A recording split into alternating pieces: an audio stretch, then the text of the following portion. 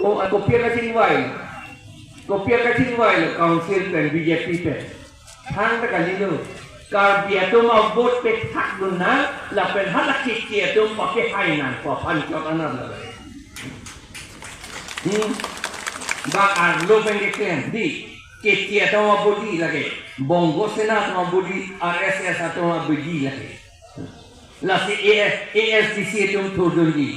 Sekarang si ili tu malidar Jot-Son beta ni nili alang di panggil tanda putot yang tuntik. Seta alang dia bangan putot dak di. Kopi itu polok lo ni. Ni terus dit rak relang lah panggil. Alang ni bila itu? 2001 aningkan. 2001 aningkan. APHLC pen itu tingwai. Claim rapet nak format APHLC itu cross credit. 2001 aningkan. Ada 2001 aningkan ke APHLC awi lo suci. Tu mana APHLC lo alang dia tingwai. Di alang di kopi mata situ ni tu itu alang dia pergi. Situ ni tu lalu thang ke sini dia boleh. Kali mana di. APHLC naik ke 2019 aningkan, 1 aningkan kali, 19 aningkan kerana ke Aphn si alang li APHLC ke jetong, kau nak tu nak jetong lo.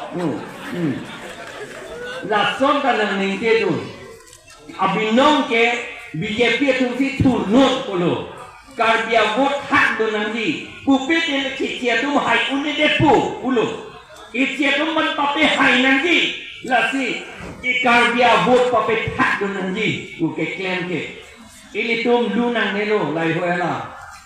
Non itu di ASDC kalah hello, nang tu klaim tu, lagi BJP ke toy, kau tu klaim lo.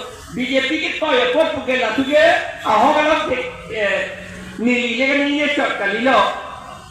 Tuliran orang hang masih ni Februari ini kau yang ni, hala arboretum lo, meeting lo, hala so PGR long ni pen election nang ipu army tuliram long ha masih ipu la ASDC ke SA tompan ke nesi ke toy pudi poisa anda nesi pidut bukan pudi anesi tuliram long ha nge we no netum le ni kali na non ta le no non ta tuliram long ha si papitur le ko tuliram long ha mane komad lo kece lagi kece tu je papitur don ko na to mapa lan ko tagalilan ko manni hakor kantie na tu garbi amuni amen keteni tu delo terang kolone pilone halat independent itu itu na pitu don toy ko mano lake bongo sena RSS tu kapitul toy lu ili tu ma BJP Kar-Bok BJP tompan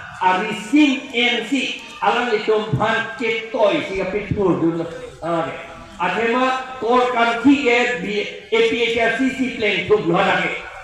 Apa sih hala APHLC vote Kar-Bok tu vote nak dapat hak dunia fansi ke.